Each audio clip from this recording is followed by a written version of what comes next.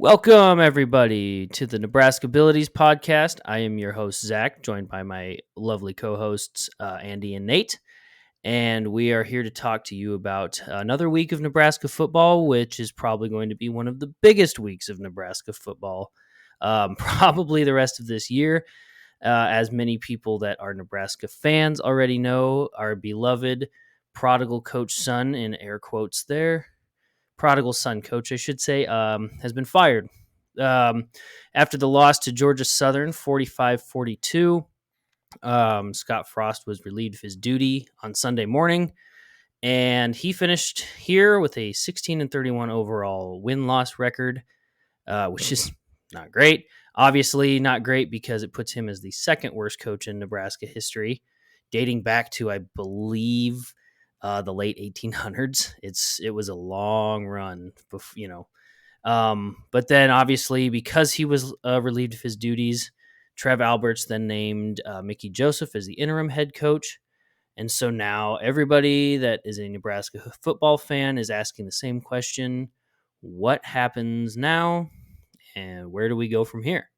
And obviously, that's kind of where we're at. We're here to discuss that as well. So I figure let's just get into that. And I'll start with Andy. What you got, man?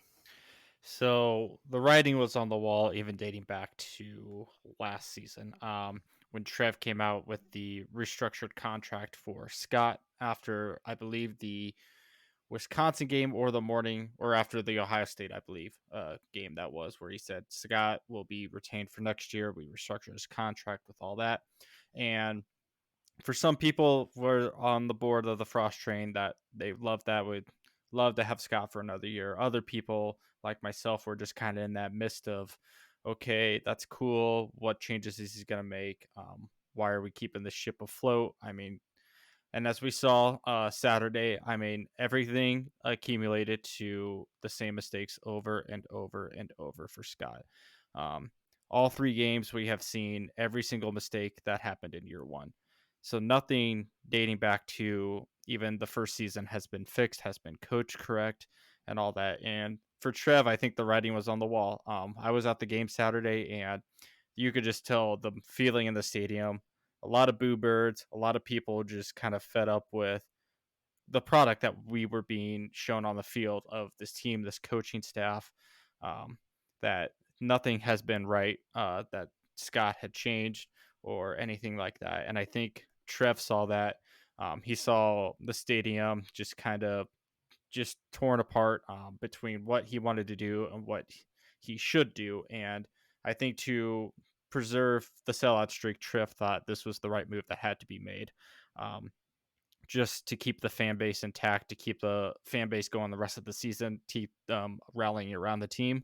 And I have Saturday's performance was just the final seal on the Scott Frost era. And as much as I was never for in-season firings, I think just as the first three games have gone, I've just kind of have been over it. I've been mentally checked out already 3 games into the season under Scott. And I was just, I was baffled at this was the product that we were being shown. This is what we have to accept for this team. And Trev knew that too. And thankfully, he decided to make that change.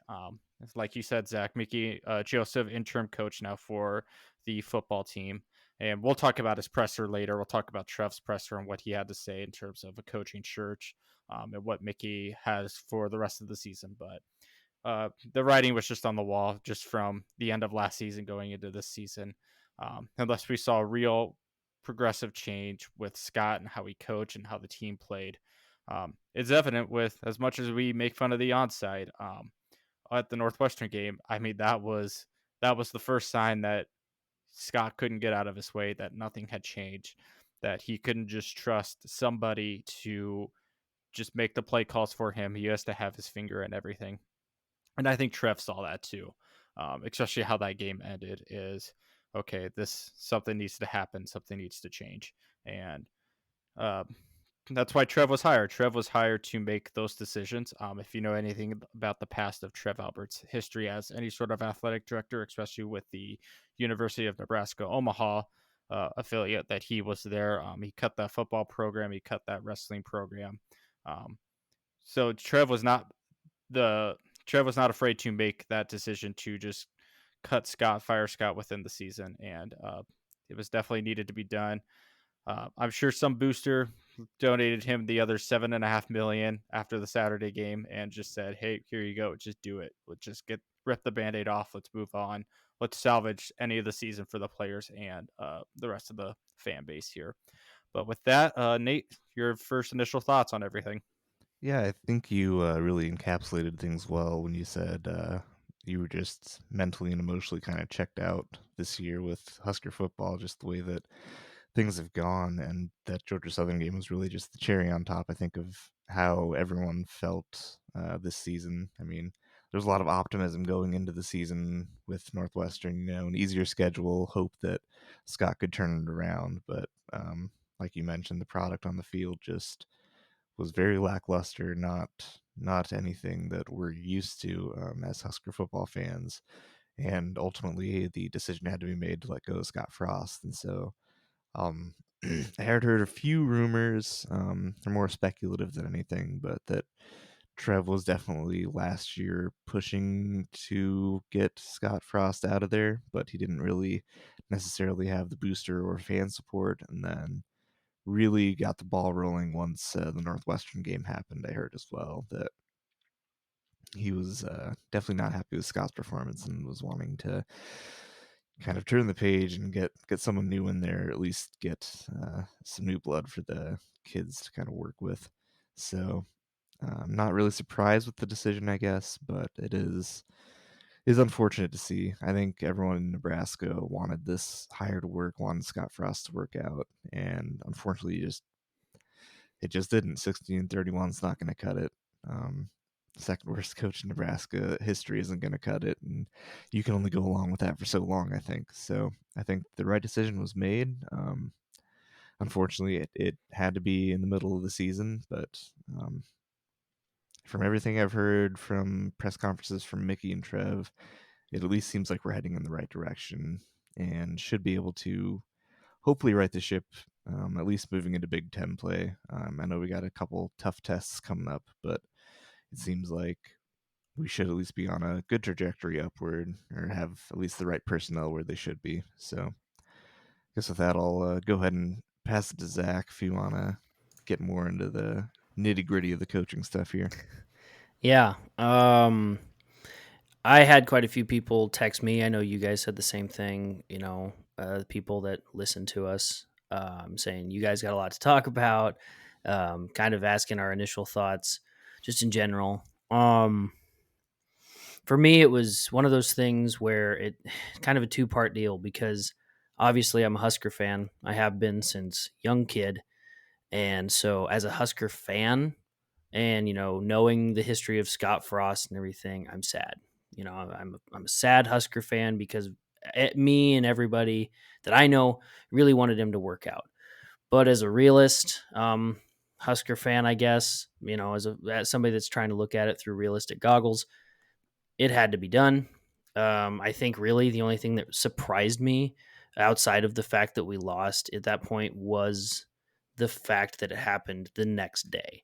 I was so sure that if even if we lost, that it was going to wait until the October 1st the contract change or the buyout dipping down, but no, it happened. In fact, it was funny because I was out on a golf course and I get the ESPN notification saying he was relieved of his duties, and it was like, holy cow! I mean, that was the last thing I expected to get that day, but it happened, and now we get to be speculative and we get to start the rumors. So I figure what I wanted to start with personally, because a lot of people were thinking that, or I shouldn't say a lot of people were thinking, but it seemed like a lot of people might have had ideas that Mark Whipple was going to take over as interim. So I would like to point out that I agree with Mickey taking over as the interim head coach. I think he's got a better fire about him, I guess, that I think a head coach needs. Not that Whipple would be a bad choice. But I also think Whipple's old enough that maybe his health or maybe something might be as a factor for why they didn't choose him. But anyway, I mean that's kind of beside the point. I think Mickey Joseph was a great choice for interim. And obviously, I guess we can use that to get kind of into the press conference that Trev had Sunday afternoon, which was about the fact that he's going to go through a full national search. He's going to go through the proper channels. But he also mentioned that Mickey is just as much on that list as anybody else.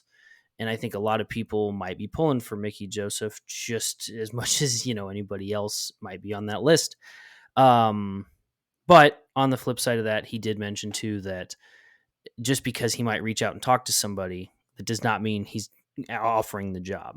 I think that's key to point out, definitely key to remember, because if anybody knows anything about Nebraska media, they sometimes like to maybe hyperanalyze would be the word, but maybe that might be the pot calling the kettle black with us. Who knows? But I guess I think maybe something that, before we get too far into the press conference, personally, I think maybe something that we might want to discuss is what's like one or two key points that we think we should look for in a coach, from the fans' perspective, at least from our personal perspectives, and something. And I'll start it here with, I think something we should look at is the difference between what a lot of people call a quote unquote sexy or unsexy hire. When Scott Frost was hired, everybody was like, that's a home run hire, writing on, now we know hindsight 2020, but he was at that time, I think, considered a sexy hire. He was obviously a good hire. We thought, Nebraska fans were elated.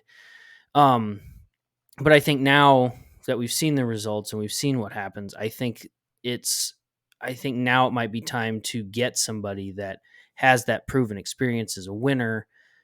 So, on paper, they might be like, oh, well, that's not exciting. That's not the next whoever the hottest up and coming flame coach is, but somebody that's proven that they know how to win, specifically in the Big Ten. I think that's going to be key. And something else that's going to be huge, I think 2 big points that's going to be huge for the next guy coming in is whoever it is going to have new facilities within, I think, 2 to 3 years, which is going to be a huge advantage for them. And I'm pretty sure Nebraska boosters, as well as, the athletic department, are going to open the checkbook as far as they want it to go. I think they're going to have a pretty good list of people to go to. But obviously we'll have to see what happens. I do think this one's going to be a longer search too. I think Trev is going to take his time, which is good. I read a thing today that this is going to be a longer search than, I think it was Perlman's 40 days and 40 nights search, which I think a lot of people would breathe a sigh of relief on that one. But that's kind of my key thoughts about kind of what we're going to look at, what I would like to see for a coach, generally speaking. Nate or Andy, I guess we'll go to Andy. What's kind of your thoughts? Kind of what are some of the key points to look for, do you think? So just, a quick note going back to the whole Trev press conference, and how this was almost kind of an anticipated move to where when Mickey Joseph was first hired, obviously besides the wide receivers coach name attached to it, another title attached to his hiring was associate head coach, which tells me that when Trev and Scott kind of went through who he wanted to get, he was going to have to name somebody. Just that assistant head coach or associate head coach as it is, in case something like this were to happen, in which it did. So that, to me, it's telling me that Trev kind of saw the writing on the wall that, if he doesn't make it to the buyout contract, or if it happens before, there's already a plan in place of who is taking the next step as the head coach there. So that one for me is like Trev knew probably what was going to happen. And like Nate had mentioned before, kind of how the rumor mill was they wanted him out last year. Trev wanted him out last year, but obviously we kept him just for the 3 games that we saw with him. But yes, in terms of what Trev had said yes to Sunday, when he did this press conference, was what he was looking for in a coach. And a couple words that stuck out to me were he wants a grinder, a coach that doesn't want to lose, who hates to lose. And not saying, I think he had mentioned this multiple times, not that those characteristics weren't of Scott, it just wasn't right for him here. And so that is what I stuck out to be. Also, another thing that stuck out to me was when the very big quote I think Trev said near the end of his presser was, "This place will always be bigger than any one person." And I do think that is something he is going to take into consideration with his hire, whether that be a home run hire or an unsexy hire, like Zach had mentioned.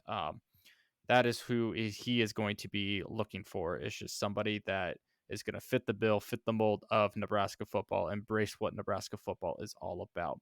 And we'll get into our discussion of our short list of coaches of who has been rumored so far, and it's going to be a long 2 to 3 months of we're probably going to hear names daily, weekly, uh, who's being talked to, who's being asked these questions. I mean, just today alone, there were a couple tweets that I sent you guys of coaches that have already been asked by out other media for that team of, hey, did you hear about the Nebraska job? What do you think about it? And obviously their typical answer was, well, I'm focused on this team right now. We're focused on the next game. But we're going to get a lot of that for the next 2 to 3 months of who we're going to be looking for in terms of coaches that we want and everything like that. But I think Trev had said it straight yesterday. He had told all of us that Scott had just not lived up to what Nebraska was about in terms of coaching a football program. Obviously, 16-31 stands out as a lot to be said about Scott. I know people were saying like, "Oh, he made all these changes. Let's just give him more time, give him a couple more games." And I always go back to that 16-31. I mean, you've had 4 years of this entire Scott Frost era, and every same mistake kept happening every game, every single year, and nothing was ever fixed. And Trev realized that. Trev knows that he had to make that decision, and that's just something that I appreciate about Trev, that he can do that. Another thing that he had said yesterday was just he didn't want to criticize Scott. There's no point in looking back. He had also said that, we got to stop talking about championships and our past history, and we got to start focusing on today and the present. And Mickey had also said that today during his presser as well. Is it's all about the players, it's all about the kids, it's all about the next game that we got to go to. And Trev is smart and realizes that program and tradition have built Nebraska football to what it is now. But if you keep going back to trying to find somebody with Nebraska ties, trying to find somebody that is going to bring, you know, all the tradition of the 80s and 90s back to Nebraska with one hire, it's not doable in modern college football anymore.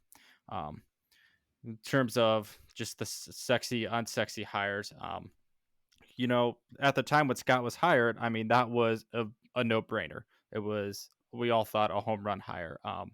When we were looking, he was the up and coming coach on the rise. Went 12-0, 13-0 at UCF. Just won the Peach Bowl against Auburn, and at that time, I mean, that was a no brainer, home run hire. Everybody agreed. Everybody was on board. And just as the first couple years went along, we all started to realize, okay, this is not going to keep working anymore. This is just going to keep crashing and burning into the ground. And obviously it did at the end. So Trev knows that he needs to flush out all of the coaches, interview all these coaches, players, talk to as many people as he can about trying to find the right coach for Nebraska. And like I said, we're going to hear a lot of names over the next couple months of who's being rumored to get the job, who's going to be talked to by Trev. And Trev had said that yesterday too, is just because you see a report that Trev Alberts talked to XYZ coach does not mean that Trev Alberts has reached out and offered XYZ coach the Nebraska job. You're just going to, those rumors will just be, hey, he talked to this person just to get an insight on the job, and that was it. But with that, Nate, we'll head it over to you. What do you think about Trev's presser yesterday and what he had to say? Yeah, so I didn't actually get to watch Trev's presser because being in North Dakota, they don't necessarily follow Nebraska sports too closely. But I tried to get as many highlights as I could from it, and the one that really stood out to me was or the quote that stood out to me was that stop talking about championships in the past and start kind of just building the fundamentals to get us back to a championship mentality. And that's, I think, a mindset that a lot of Husker Nation really has to kind of come to terms with, unfortunately, because we're very proud of our past. We're proud of our teams that were successful in the 80s, 90s, even early 2000s, where we don't like to forget those times, and we like to kind of live in the past at times as a result because of that. But this is, like you said, college football, modern college football is a lot different these days, and we have to make changes to kind of bring ourselves into the modern era here. And I think that hiring less less sexy of a coach is probably going to be the way we go. Just listening to Trev's words a little bit, seems like we're not looking for that home run hire that's going to get us, a championship in the next 2 years or something. We're going to be trying to find someone that's going to be more of a consistent voice, a consistent power that gets us back to just national relevance, if anything. And so I think from Trev's presser, what I gleaned was that they're going to shell out the money to get who they want, but it's not going to be, again, this home run hire of trying to bring us back to the past, trying to win a championship in a couple years here. So I think that's a big point there. And then just looking at Mickey Joseph, I think he's going to give him a pretty long leash. I mean, you don't really have too much to fall back on for the rest of the year, so you might as well just see what Mickey can do this year and see how the next 9 games shake out. And really, it'll be an audition for Mickey to see if he is head coach material, if he can motivate these players to at least play to the best of their potential. I think obviously there's a lot that needs to be cleaned up, especially on defensive side of the ball, as we saw in the Georgia Southern game. But I think if you get the right guy in there, just listening to Mickey's presser today a little bit, it sounds like they were going to make some changes on the defensive side of the ball, coaching wise, personnel wise. They're going to have 2 coaches looking at the DBs and safeties instead of just the one, which I think is a reasonable idea. I'm surprised that it's not something we were doing earlier. Mickey was saying that's something that just about every college team, every NFL team does. And so it was kind of shocking to hear that um, Scott Frost's team was not following suit with that. Could be one of the issues there. But again, he in Mickey's press conference, he echoed the same sentiment though that um, this job is bigger than just one person, and it's not going to be Mickey Joseph's team. It's going to be the Nebraska Cornhuskers, and I think that really instills some confidence in me going forward. That I mean, we're not going to go out there and blow the doors off anyone, or like we're not going to go 65-0 against Oklahoma in the first game here, but That would it, be it awesome, though. would love that, absolutely. But I think we'll at least see that positive trajectory towards more of a team mentality and less of a hero mentality, I guess. And that's kind of what I'm looking for. But yeah, I guess with that, I'll pass it back to you, Zach, if you want to get a little more into the Mickey's presser and coaching stuff. Or Yeah. And something I think you touched on really well there, Nate, was he gave Mickey the reins. I think that's key because this kind of goes into Mickey's press conference too. I think where Trev said that Mickey had some. And I guess maybe this is what I took from it. Maybe this isn't exactly what he said, so I might be paraphrasing or incorrectly phrasing this. But he said something along the lines of Mickey is going to get full control and he has significant changes he wants to make. But then he said, you'll have to ask him about those because he's going to have an opportunity to talk to the media. Now, as I was listening to it today, I didn't hear maybe my idea of a significant change is too high, but I didn't hear any like major changes that Mickey was going to make. But I also wonder how much of that is going to be made public. I mean, until it's obvious, as in like if there's going to be a coach that's going to be let go or whatever, which I don't see that happening just at this point. I don't know if you have too many options in the middle of the season, but if that's going to happen, I'm guessing we won't hear about it until it does happen. But with that, though, Mickey did have some really good points that I liked, that I thought was kind of telling, if nothing else.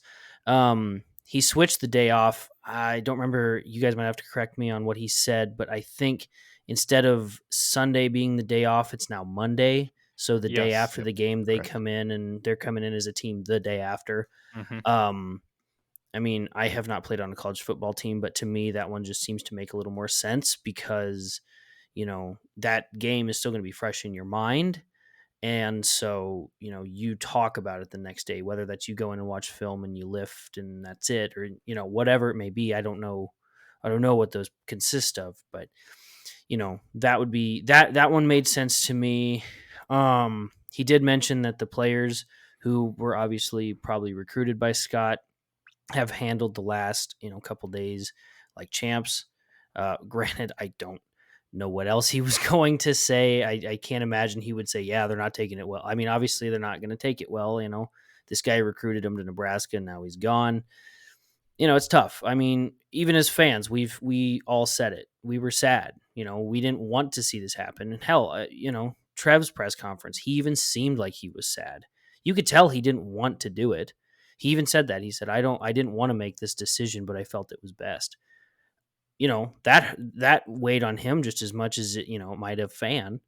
Obviously he's going to have to be the one to take the heat if it doesn't work out, but I think he's got good intentions. I think he's got really good ideas, and I trust the process. Obviously, going into Mickey being the interim, I think something also that Mickey pointed out was he still talks to Coach Osborne, which I loved his comment about how he still talks to me like I'm 19, which is cool.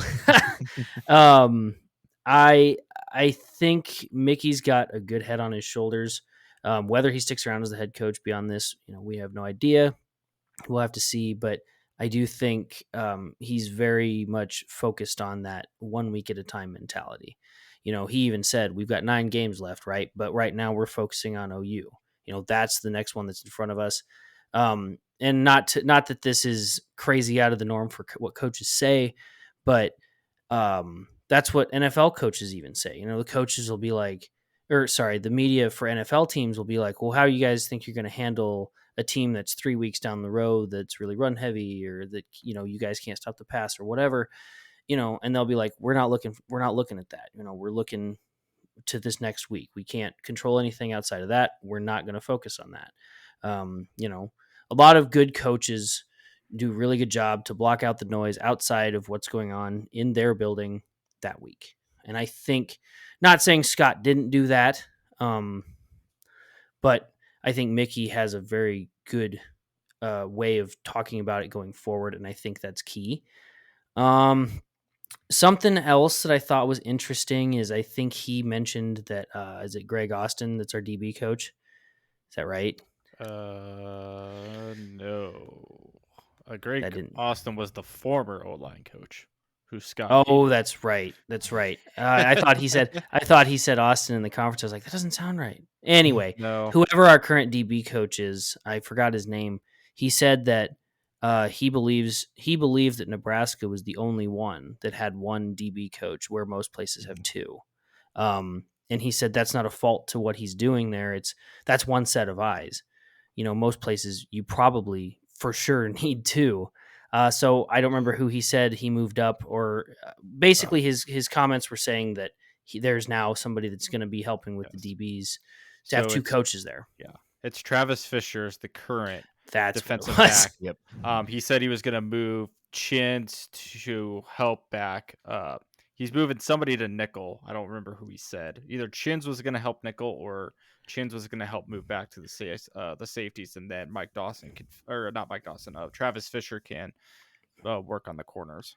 Yeah, and he did. It was Chins that said, or it wasn't him that said it, but Mickey did say Chins was moving back to help Nichols. So anyway, the point is that maybe those were the significant changes that we were talking about before, where maybe on paper they're not as significant, but I think that to me was telling that maybe we just weren't using the resources we had correctly. Because I mean, we can all attest to this. They've played well in certain phases of certain games. So I mean, obviously the talent is there. I think the coaching is mostly there.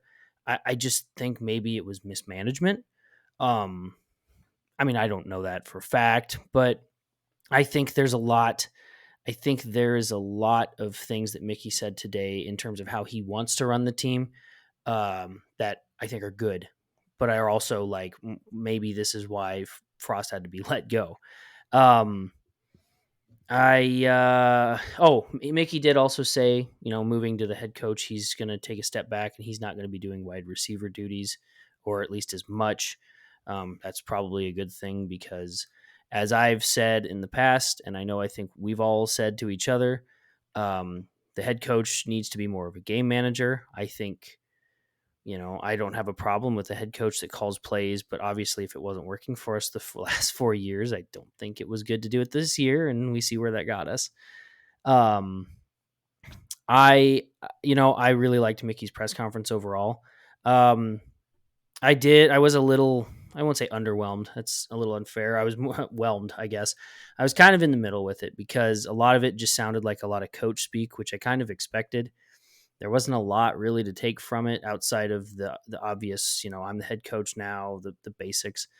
But I still liked what he had to say, and I think, like you said, Nate, I think he's going to have that really long leash, and I think he's going to have a really good chance to show if he wants to be the next head coach.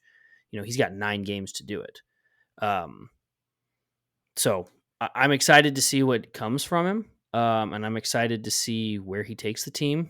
And I think the other thing is that the expectations of him as a head coach are much lower now, just because the the excuse if things don't go right is, well, he's not working with his team. This isn't the people he necessarily would want. This he's working with what he was given, which could be a lot, could be not much. We don't know, but I think he's in like the perfect position where he's getting an extended interview basically to show his stuff, and if it doesn't work out, he's still a great wide receiver coach.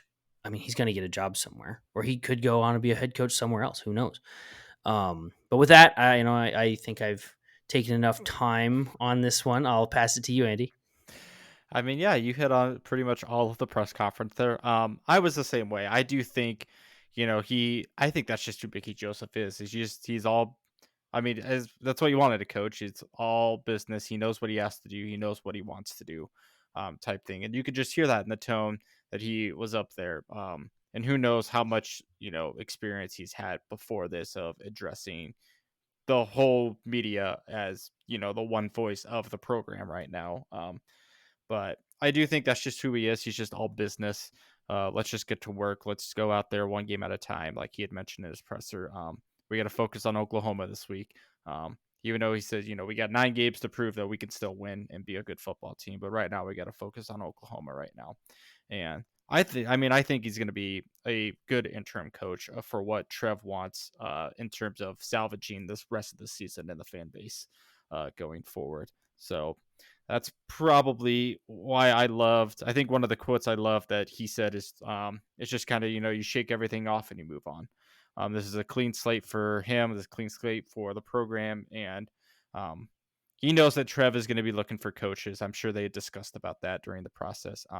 And Trev didn't rule out yet, like I think we've mentioned before, that, if Mickey does do well, if he runs the table at 10-2, I'd be ecstatic.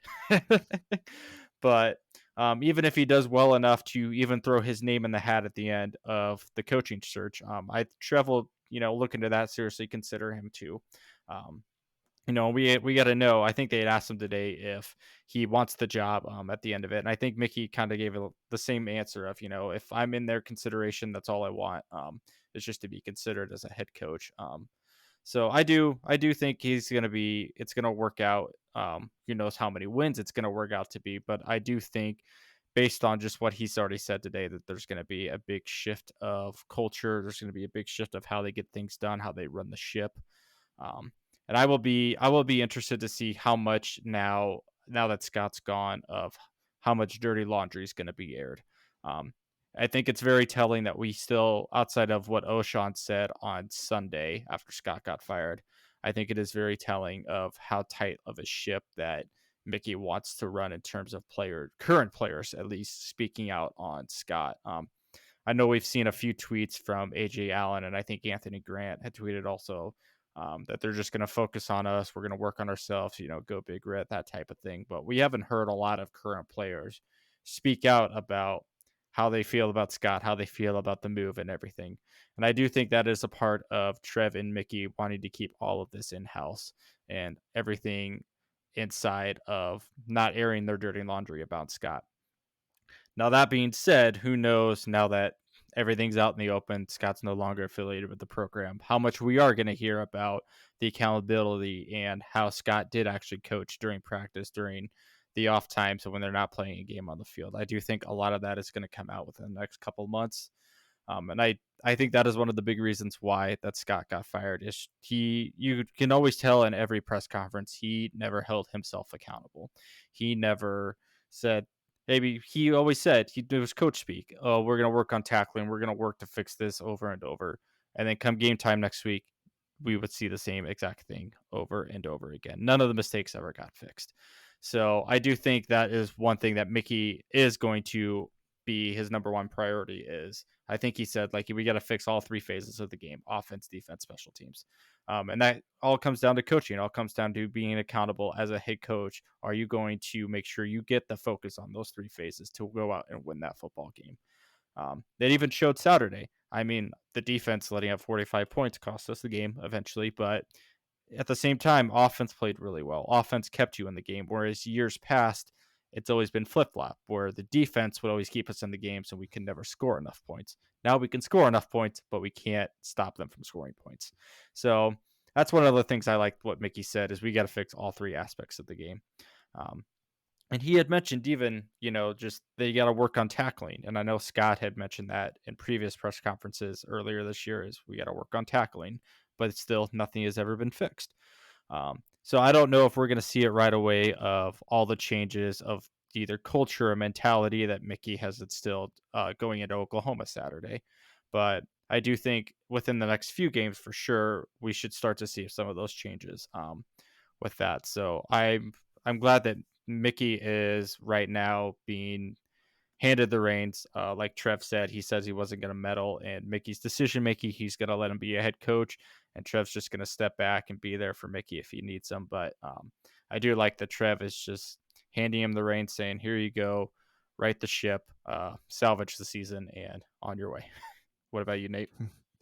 Yeah, I think that really encapsulates everything that Mickey's press conference kind of went over. I think one of the big ones was, or one of the big quotes for me was that he's going to have the players hold the players accountable, not just the coaches. It's going to be guys out there. If you miss a tackle, you're going to hear it from Garrett Nelson or Nick Henrich. You're going to hear a drop pass from Casey's side. And you're going to have the kids actually kind of getting on each other's cases a little bit, which I think is something we need. Just a little bit of more fire there. Not necessarily, infighting or anything, but just a little more, fire and just ability to get on each other and make each other better. And so I think that's going to be really important going forward. Um, but yeah, he's going to be a detailed, high energy guy. And I think he's going to get them to really get the best out of the players. I think he seems like he's going to be a good motivator. Doesn't seem like he's going to be real soft on him. It seems like he is going to go out there and try to get the most out of his players. And I think the talent's there. It's just whether the coaching can get the talent to where it needs to be to win football games. And I mean, even we've been seeing it.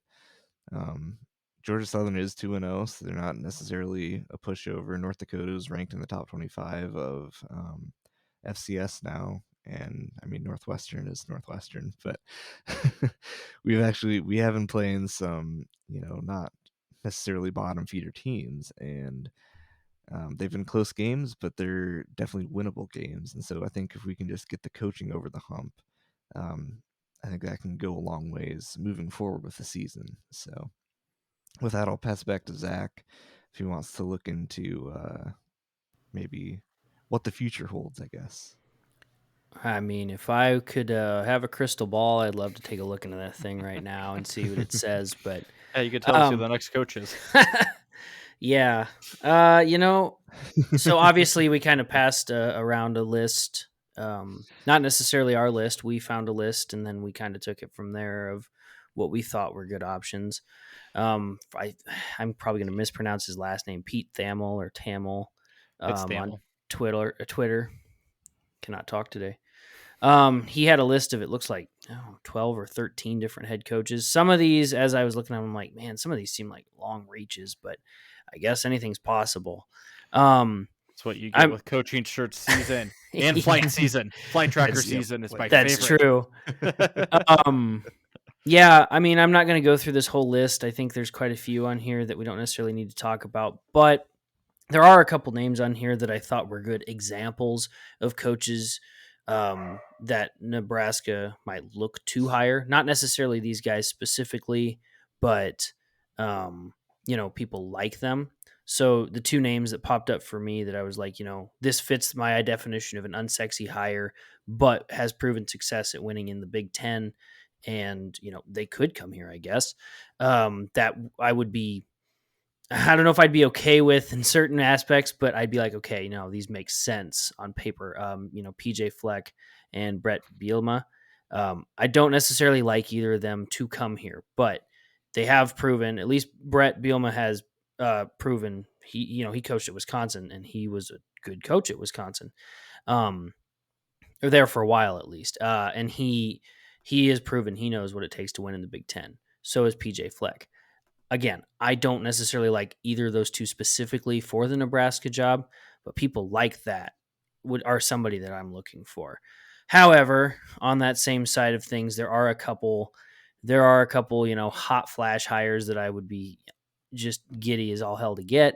So I'm going to go through my list of, I think, 3 or 4, maybe see how much they coincide with you guys, and then we can kind of throw some other names out there. But my top 4.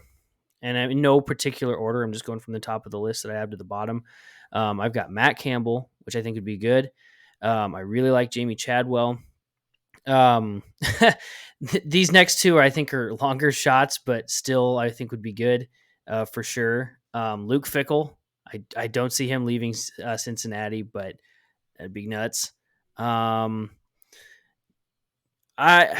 do think Bill O'Brien would be a good one personally. Well, I would agree. And I'll throw a 5th one out there just as somebody I wouldn't hate, but I would be curious about would be Tom Herman. Tom Herman obviously did not have the success at Texas that they thought he was going to have, but I still think he's a good coach. So who knows? But I think the three of us have decided, or not decided, we discussed that Matt Campbell is probably top 3 or 4 for all of us. Would that be correct, you guys? Yep. Somewhere in there. Yeah, okay, fair enough. I think my concern with Matt Campbell is not even his coaching ability by any means. I think my issue with him would be is Iowa State his ceiling. I mean, obviously he's brought Iowa State up from what it was. Hell, they beat Iowa. That's huge. A lot of people were excited. My cousin's wife is an Iowa State fan. She had a heyday with that. I think Matt Campbell is a good coach, but my question is Iowa State his ceiling? Meaning, when he comes to Nebraska, are we going to be, 6-6, 7-5? Are we really going to see those 9-win seasons? I mean, I'm sure we'll see some, and I think he's a good enough coach that he would do it. He'd have the resources here, but my concern would be: is he going to be able to bring sustained success here? He's done it at Iowa State, but Iowa State is in the Big 12, which is not the Big 10, and they are different. Along with that, I think Jamie Chadwell is also good. Those I think are my top 2. Swap on, I'd swap them on the days. My only issue with Chadwell isn't even really much of an issue. It's more, Coastal Carolina, I think, is better than UCF, at least in terms of what they've done. Well, if we But look at what the Sun Belt just did to the entire college football world last Saturday, we know that Sun Belt teams can't compete with Power 5 schools. that's true. And I do like Chadwell. I just kind of wonder the same thing: is Nebraska, too high of a shot? I don't think so. It's just, Nebraska has a lot that the fans demand a lot, and the same thing goes for Matt Campbell. I think they'd be able to handle the pressure. I think they'd be able to handle the job. It's, will they be able to handle it in a way that Nebraska fans want? Or are in 4 to 5 years we're going to be calling for the same thing and have this same discussion in that amount of time? We can get into the other ones, a little bit later, but those are my top two. I kind of want to hear from you guys. What you got, Andy? Yeah, so yeah, we can go through the list of names, and obviously, I'm sure each week that this keeps happening, we're probably gonna have different opinions about different names that come through here. But yeah, I agree. Matt Campbell, Bill O'Brien, Chadwell are all on uh, my list of who I think are very gettable coaches that would serve well here at Nebraska. Mark Stoops was also on there that I do think he would be quite a good fit. Same with Dave Aranda, current coach at Baylor. Um, Obviously, Baylor had a very successful season last year, so I think he would be a good fit too. Um, if we kind of going back with, so we start with Matt Campbell. Yes, Matt Campbell would be a good fit here. I do agree. I think Iowa State might be his ceiling. I also don't know if he would want to leave Iowa State. Obviously, Nebraska has the resources to offer any coach that they want. We just paid $15 million instead of waiting 3 weeks to pay $7.5 million to buy Scott Frost's contract out. We have the facilities compared to Iowa State. We're building a brand new football facility. We have much more of the revenue, much more incentive to offer any coach, especially Matt Campbell, compared to Iowa State. Um, I do remember kind of when Iowa State did offer him that contract extension that there were rumors that he might go to the NFL. Whether that offer is actually out there for Matt Campbell or not, whether he decided to decline it and stay at Iowa State is one thing. But there are some certainties that he might just stay at Iowa State. He just might want to be at Iowa State going forward. Um, Another thing with Chadwell, Coastal Carolina coach, that you kind of run into the same issue of how much of the past do we let affect our future search. So a Power Five school, or not a Power Five, a Group of Five school, same thing that Scott Frost came from. Up and coming coach, how high is he going to go? Where's his peak? Did that with Scott. Obviously, he crashed and burned. We found out with Scott. Not saying that that's going to happen with Chadwell if we do decide that he is the next coach, but that's just something you got to think about. If you're Trev Alberts, is how much do you let that affect your hiring process? How much do you let the past affect who you're going to bring in? Chadwell, I mean, he's been fantastic at Coastal Carolina. He was AP coach in 2020, I believe. He hasn't had a losing record at Coastal Carolina outside of his first year, which I think he went 5-7. But I mean, the past 2 years he's had 11-win season. They're off the 2-0 start this year as well. Their AD tweeted out yesterday that if he were to leave for the Nebraska job, that he would be a good fit for the Nebraska job. So that's a gamble that Trev is going to have to take. Is, do you want to go down the same path of hiring another Power Five or another Group of Five coach for a Power Five school that is yet to be unproven? Can they handle the transition? Scott did not handle it well, and that's where I think Bill O'Brien would come in. Obviously, he's flown back from both college and pro NFL football there. He had yeah, he was coaching at Houston. Yeah, Houston has not been super great in terms of Super Bowl contender, but he had a fair amount of winning seasons. Just looking at his record, the 7 years that he coached there, they finished first in the AFC South, and that can be a whole other discussion about how good that division is. He did also start it, I believe, at the Patriots before that, so yes, he did really well there too. So yes, he's not completely tainted from the NFL, right?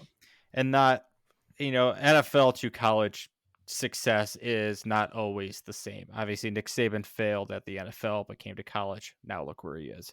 Um, but Bill O'Brien, I think, would be a good success. He's had success in college as well, so I think he would be a good one. He's currently the QB's coach, I think, at Alabama, and offensive coordinator as well. I think those are both his titles. But another name that I had on here that would be probably a long shot, I think, is Dave Clawson, who is the current Wake Forest coach right now. That Wake Forest has had kind of the past couple of years has been more and more successful. They just had he was the 2021 AP Coach of the Year. At Wake Forest was probably their best record in quite some time at Wake Forest. Outside of that, I mean, that would probably be just another long shot of if you're looking for up and coming coaches. Dave Clawson is also on that list as well. But we can't rule out, obviously, Mickey Joseph. He would, just depending on how close he is this year, I do think he would be a good addition. But for as far as kind of like my top 3 or 4, I do think Matt Campbell, Cliff Chadwell, Bill O'Brien, Dave Aranda, I would also put in my top 3 or 4 of guys that you seriously should consider. I do think Aranda would be a good fit for Nebraska, just with more Power 5 experience as well. And that's something Trev will also have to look as well as, do you go for people that have had Power 5 experience versus the Group of 5 experience? Do you consider NFL experience versus college experience? And that's why we're going to hear a lot of names over the next 2 to 3 months until Trev decides to make a decision. And who knows when he's going to make that decision as well.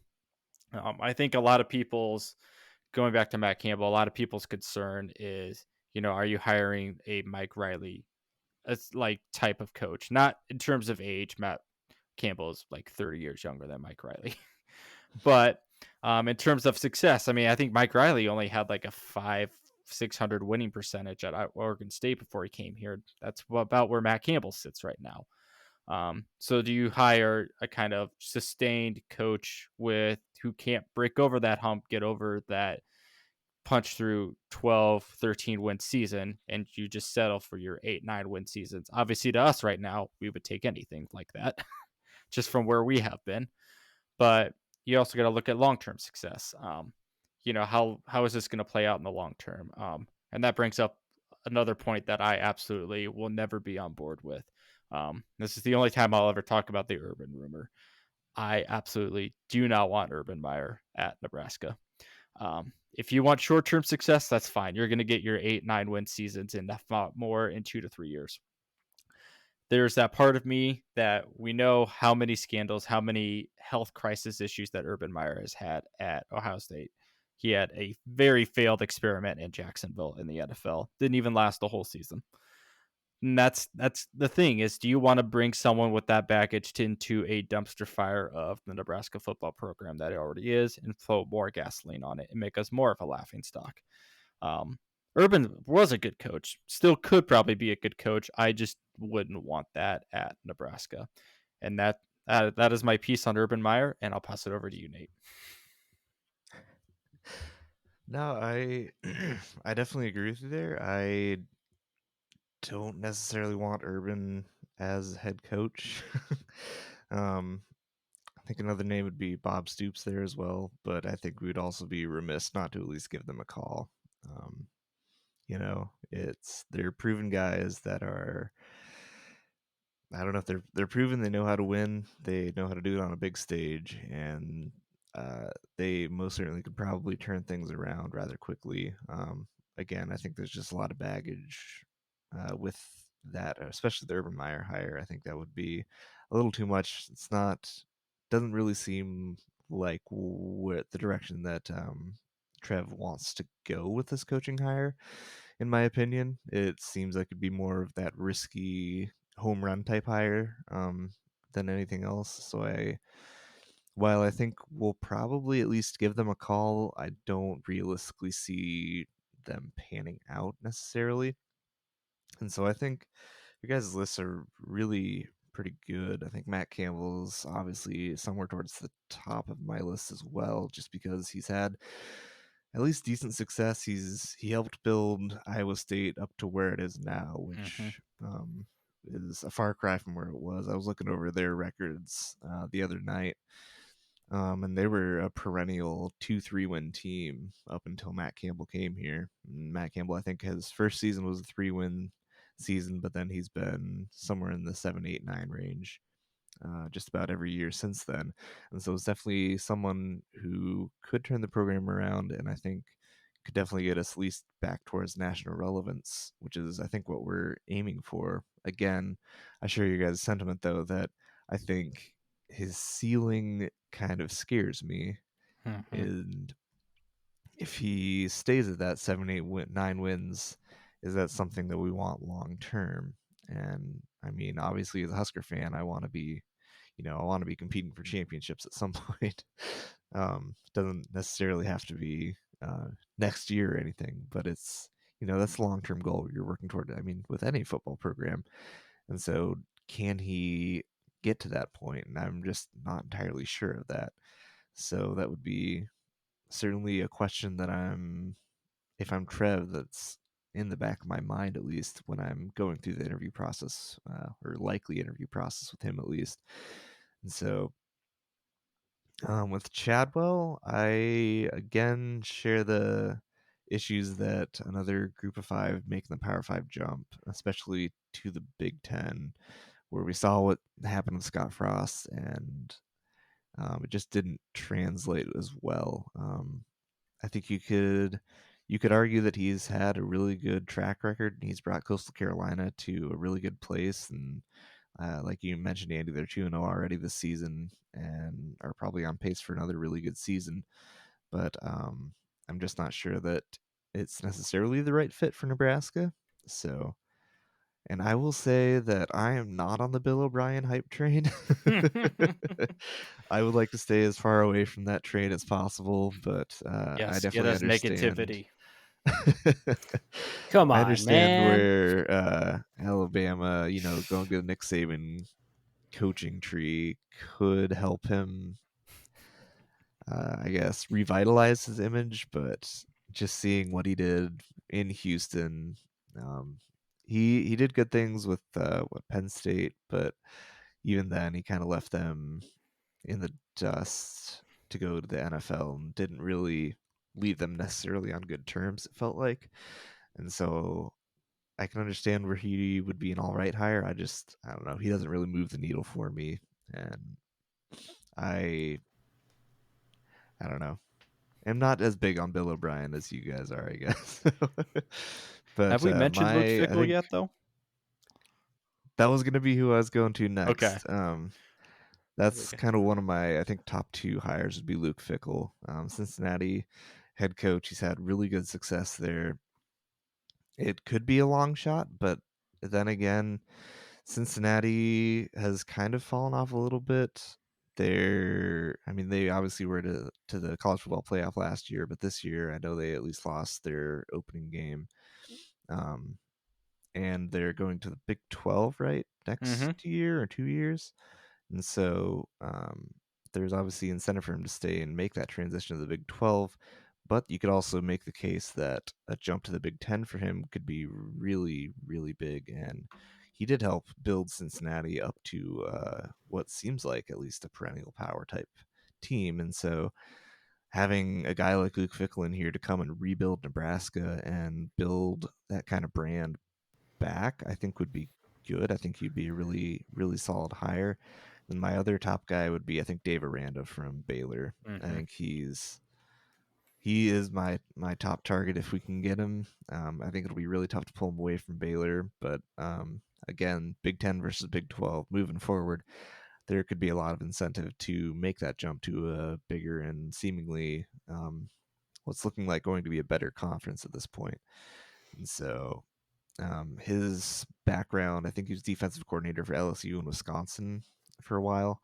And so he does have some familiarity with the Big Ten and with the SEC even. So um, he knows how to perform on a big stage like that. And I think that could be really important moving forward with Nebraska as well. And then I wanted to share one other um, could be a long shot guy or more of an under the radar guy, but I had someone bring up to me that Ohio State's defensive coordinator, Jim Knowles, could be an Okay. interesting name to watch because he was the defensive coordinator for Oklahoma State Mm-hmm. over the past few years, and he really retooled that Oklahoma State defense to national levels. I mean, Mike Gundy had, I think, the offensive side of the ball pretty well figured out, but Right. defense under Mike Gundy was not necessarily, a top top dog, especially Big 12 defense. But then Jim Knowles came in and really brought Oklahoma State to more of a complete team and brought the defensive prowess to the team. So I think we'll have to see how he does at Ohio State as defensive coordinator. But I mean, he's a proven guy, coaching in the Big Ten now. Could again be another name to watch at least. And so I think my top guys are Luke Fickell, Dave Aranda, Matt Campbell, Jim Knowles. I think those are going to be my top four. So I'll go ahead and pass it over to Zach with whatever you want to go with. Right on. And just to clarify for you, Nate, Luke Fickell actually did coach in the Big Ten before Cincinnati. He was at Ohio State, and he actually was the interim head coach in 2011. So Fickell does have some Big Ten experience. Granted, it's been over 10 years since he did the head coaching gig, but he did stay there afterwards. And I would like to point out that he is definitely my top four. Like Fickell, like out of everybody, like Fickell probably would be number one for me. Mm-hmm. Um, for sure, at least one or two. I just think he's a long shot. Mm-hmm. He's got that proven success at Cincinnati, and I do think, and Andy, I think you were the one that said this, where it's not just about who we could pay anybody to come here. It's, do they want to come here? Mm-hmm. And everybody kind of Yep. knows the reputation of Nebraska and how we've been the last decade plus. It's not going to be easy. It's not going to be just as simple, I don't think, as writing a blank check and saying, here you go, come be the coach for us. I mean, I'm sure that's what it's going to probably amount to, is we're going to pay the amount to get a good coach. If I had, and again, I think if I have to nail down a top four, having these discussions, my number one or number two, and these are going to flip flop, I think officially for me, is either Luke Fickell and Jamie Chadwell. I think they're both really, really good options. I think I'm going to go with Fickell as my number one because he's got more defensive. He's got more defensive mindset.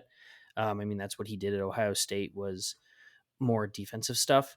I mean, he was defensive coordinator between 2005 and 10, and then again from 2012 to 16. So, and I personally think a defensive mindset is going to be necessary here in the Big Ten because, like you said, Nate, famously, defense wins championships. And maybe it's a little early to be talking about that, but I would prefer to see somebody that's defensive minded, if possible. So Luke Fickell, Jamie Chadwell would be a good one. Matt Campbell's still up there for me, and I do really like Bill O'Brien. I think I do think he's a solid option. Throwing out the Houston stuff. Maybe he was onto something though with how Deshaun Watson turned out. So I mean, maybe he Yeah, knew. he got out of there before Maybe he he got back. knew. Maybe he knew. Yeah, I mean, obviously this is early in the process for all of Nebraska, and this list of names that we have, which I think totals about 20 names, is probably going to go to 40. Then it's going to get bigger and then smaller, and it could be a long speculative season for us Mm-hmm. specifically, just because Mhm. we could be talking about this weekly, just seeing who doesn't come onto the list, or sorry, who doesn't stay on the list rather, Right. or even new additions, people that maybe we're not even thinking about right now. But I mean, we can speculate all we want here, but I think we've kind of run that one pretty good. So with that, with all the new changes that are coming to the Nebraska football team starting as of probably yesterday, which would be Monday was yesterday, because Mm-hmm. we're recording this on a Tuesday. I think I'm just going to throw it out there. I don't think there's a lot to really talk about from the Georgia Southern game, but I figure let's do a quick recap of that and go Yeah, with Oklahoma. How about that? I don't. I mean, we can Mhm. talk about it slightly, but I think whatever we talk about is mute at this point because the coach that was coaching that game is no longer a coach. So Yeah. we can just quickly run through probably just who we thought stood out. But I think in terms of what needs to change, there's not much to focus on because we don't know until now we play Oklahoma. Yeah. Mhm. I think for me, out of the whole just overall points, our offense, we shouldn't be saying that they kept us in the game. We should have just won, obviously, but they kept us in the game. Offense came to play, and they played well enough to give us that chance to tie the game at the end. I was actually mostly impressed with special teams. You know, it was kind of questionable some of the calls they did, but I don't necessarily blame that on like the coaching or anything. I'm going to say that's just a poor player decision, which happens all the time. But defense. I mean, I could find some positives about the offense and the special teams. The defense, I mean, my third comment that I have on my phone here as I'm looking through it, or I guess now that I've got on my computer here, is pathetic. Fire Chenander into the sun. I just no. I don't think there's anything you can say about defense positively. Were there good plays? Sure. I mean, there was that really cool interception we had, but it amounted to nothing. Um, in the end, I mean, it might have. I can't remember if that gave us a score or not eventually, but you know, there's not really anything to talk about. This is obviously we see where it led. So I guess I'll let you guys take the floor. If there's anything more you want to talk about for Georgia Southern, Andy, what you got? A couple quick things. Yeah, I mean, if you just look at the offensive stat numbers itself, I mean, Casey had an incredible game. Our running backs, incredible game as well. Anthony Grant, 138 yards, a touchdown. I kind of forgot that Casey scored three rushing touchdowns all on his own. That kind of there's such a back and forth game. I was like, oh yeah, Casey ran the ball 3 times for a touchdown. He ran more than that, but he had 3 touchdowns out of it. But I mean, yeah, in terms of offense, I mean, just the distribution and the passing from Casey to our receivers, it's still good. With he's getting the ball to his receivers that he knows are going to make a play. So in terms of that, I mean, it was good. Defense, yeah, it's not much to say with defense. They sucked more than you can suck. But it was the penalty that got me was the illegal contact penalty on I think it was one of the newer corners. I was with a friend at the game with. I literally screamed and sat down and like threw my hands in the air. I'm like, how do you get an illegal contact penalty on as a DB when you're lined up against a receiver when you're not even supposed to be touching him until after the ball is hiked? So that right there is 101 chalked up to coaching. So hope they fix that because we didn't fire any defensive coaches. So that's definitely on Chenander and or the DB's coach. And But hopefully they fix it quick. yes, Don't do because that. Don't do that again. that's a very stupid 5 yards. I think he gave them the first down because it was either like 2nd and 5 or 3rd and 5. So I think that gave them the automatic first down. And it was just one of those plays. It's like you got a chance to maybe get off the field, which at that point in that game, I knew wasn't going to happen because we hadn't done it all night, besides the 2 turnovers, which I've never. You look at the stats, and how do you win the turnover battle and still lose? There's my defensive Mhm. positive comment is we won the turnover We battle won the turnover Yep. battle and we still and lost. we still lost. So there's not much more to say about that. Special teams, I mean, kickoffs, they got to work on that. When to take the ball out, when not to take the ball out. That is still, we're not fumbling the ball on kickoffs or punt returns, which is good. I don't think they punted maybe once. They might have punted once, but they definitely did not punt a whole lot that game if they did for that. But Yeah, offense was not probably, if I had to grade the brightest part of that game, was probably the offense in terms of what looked the best on the field Saturday night. But overall, I was so dejected and like just empty that entire game. Like I cheered when we got the touchdowns and the turnovers, but then in the back of my mind, I'm like, we haven't stopped them all game. They're just going to come right back down and score, and they did. And so you can't, if especially in any college football game, unless you're any Big 12 team ever, you cannot get into a shootout with a team like Nebraska that is not mentally sound, that is not capable of getting that extra gear to win it on the final drive, to make that final stop. Um, we did both. We did neither. We couldn't stop them on the final drive to stop them from scoring and taking the lead. We couldn't go down and win the game either. And I think that's just a sentiment of the Scott Frost era at Nebraska. I mean, that last drive where we couldn't stop them on defense, that last drive where we couldn't score to win the game, I think that is just the stamp of this is a Scott Frost led team, and it showed. But that's all I got from Saturday. What about you, Nate? I don't have too much positive. You guys took the one defensive positive, the 2 turnovers. That was about all I had. I don't know, 642 yards is a lot to give up to a Sun Belt Oh team. yeah, not to cut you off, Nate. But I saw that stat is Nebraska is now 214-1 at Memorial Stadium when they had scored 35 points or more. Yep. And that is just like another record you throw up to Scott Frost out of all the records that he has broken, which was all negative records against Nebraska.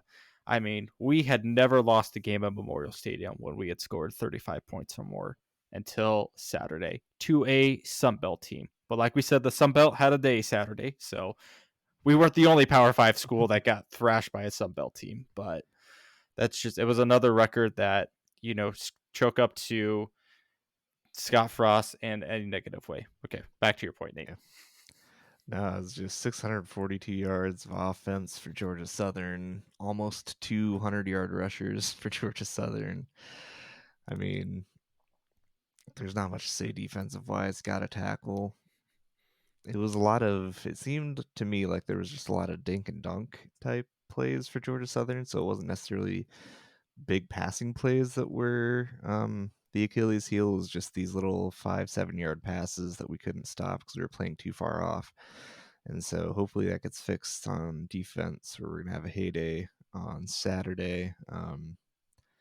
I don't know what to say about the run defense. It seems like a lost cause. We've It got the was players there. We got Mathis, we got Wynn, we got Ty Robinson, we got Garrett Nelson. They're all big dudes that should be able to stop the run, but we're just not filling gaps or something.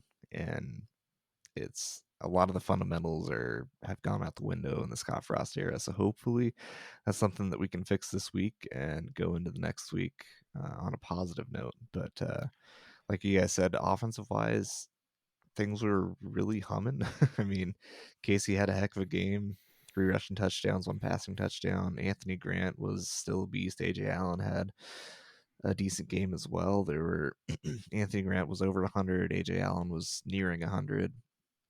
Casey passed the ball around quite a bit.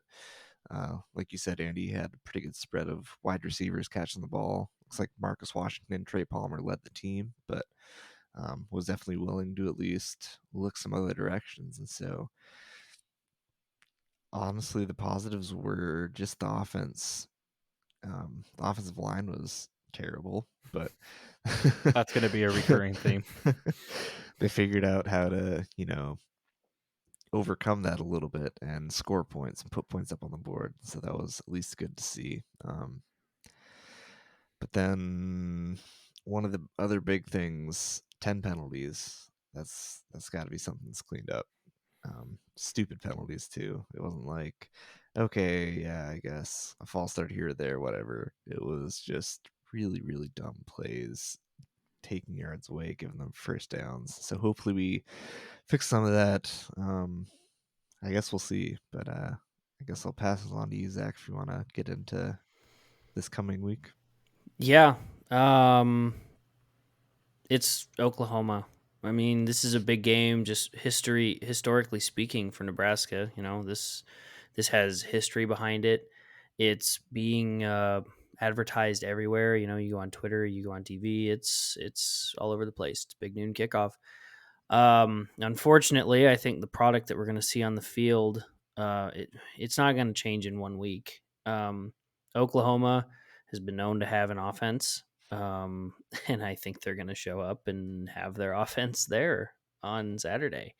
Um, and it's going to be a bloodbath. I think not in the favor of the Huskers. I would love to be proven wrong, um, but I don't. I as much faith as I have in Mickey Joseph bringing a lot of energy and bringing changes that could be beneficial. Oklahoma being his opening game just is not. I would say it's not fair to the guy, but he has no choice. I do think we'll probably see some good things, but it's hard to be too optimistic about this game. I do think offense is going to be able to score. I guess the other thing that concerns me, though, when it comes to Oklahoma is with the new hire of Venables, who's very defensive minded, coming from Clemson as their defensive coordinator. Uh, I haven't watched Oklahoma this year, but I believe they're 2-0 off the spot now, and Yeah, they're pretty good. they're ranked They're number all right. 6. They're ranked 6. Is that right? I think they're 6th. Yes. They're top 10. I mean, they're obviously good. They've got the talent, they've got the skills. I think Nebraska does too. But going back to I think the lines point, something that I think has been just a killer for us has been our offensive and defensive line just seems small. And now that we're getting into big boy play, as I like to call it, it's just it's going to be a rough go, I think. I mean, again, I'd love to be wrong, and I'd love to see Nebraska come out the gate and shock the world. But how much does that mean after our world got shocked last weekend? But we'll see. I guess with that, I think I'm just going to start and just put down a score prediction, and then I'll pass it to you guys. I think Oklahoma's going to trounce us pretty hard. I don't have really a good guess for what I think the Huskers are going to do, but I'm going to go Spread with is -11 for your information. Yep. That's a lot Over-under is closer than like I was thinking. 67, I think. Okay. Oklahoma is solid. Obviously, let me check here. I just want to see what they've scored. Yep, 40 and 33. they've had some good high scoring games. Nebraska's defense, if they show up like they did this last Saturday, which I think is probably going to be the case, Oklahoma's going to score on command, basically. So I'm going really high. I'm going to say 56 for Oklahoma and 24 for us, which is probably going to all come from garbage time. Yeah, I hate to be super pessimistic, but last weekend did not give me a lot of hope. And with number 6 coming, with us playing number 6, it's not going to be great. But with that, I will pass it to you, Andy. What you got? So, yeah, like I said, spread's -11. Over is 60. Over under 66. Right off the gate, hammer the over. Absolutely hammer the over. Spread wise, Nebraska is 0-3 against the spread this year. So if you're smart, you bet Oklahoma. But 11 is just kind of that iffy gray area. It's like if we get into a shootout again, could be a high scoring game, which is why I said hammer the over. But also, if we're able to keep pace, Nebraska might be able to backdoor cover in the end. But I think it'll be a fun atmosphere just because it's always Oklahoma, Nebraska. Now that we're not hanging over the dreading loom of, when's Scott going to be gone? I think Trev knew that with Fox coming into town this weekend, giving some sort of interject of optimism, some hope with seeing what could change. Like I agree with you, Zach. I don't know how much change we'll actually see right out of the gate, but I think it's just the face of somebody else running the program that's not Scott now might be just enough to get the players excited to play for Mickey. And I do think it's just going to be a fun atmosphere just with these two teams and how much history there is there. Score wise, 56 is a really good number. I really like that number a lot. I'll go 52-45 Oklahoma, but Nebraska with a very late backdoor cover to squander all of Oklahoma's betters. Over to you, Nate. I love that. That's literally a that'd be fun. non-defensive game at all. Like, Correct. Which I mean, that that's is kind of what I'm high expecting. scoring. No, I think I'm a little optimistic. I'll keep with the optimism train this week. New coach. I think Mickey's gonna have the guys ready to play. It's an old rival, and that means something to Mickey. I feel like this is what his leg laceration revenge game I've heard from back in the early '90s when they had that hit out of bounds and took him out of the game. Yeah, that So I nasty think, leg injury. yeah, Mickey could have some residual, you know, uh, motivation to come into this game and have the guys prepared to really bring a dogfight to Oklahoma. So I think it works in our favor that it's at Nebraska, at Memorial Stadium. So that's the crowd, in theory, should be in our favor. As long as there aren't too many boo birds raining down again. But I think with the coaching change, the fans are probably going to be willing to give Mickey a chance and just hoping that they put a good product on the field. So with that, I think I'm going to go 42-38 Oklahoma. All right. I like it. I was waiting for you to pull out the old Skurs by 90, Nate. I was waiting for That's every week with Kool-Aid drinking. Yeah, unfortunately, I think 67-3 Nebraska. You heard it here first. I think our Kool-Aid well ran a little dry this last weekend, but you know what? I can always appreciate the optimism. Well, I guess with that, we're kind of at the end here. Nice long episode for those that have tuned in. Thank you for listening, everybody. I do kind of want to end a little differently than we have, that I think is important.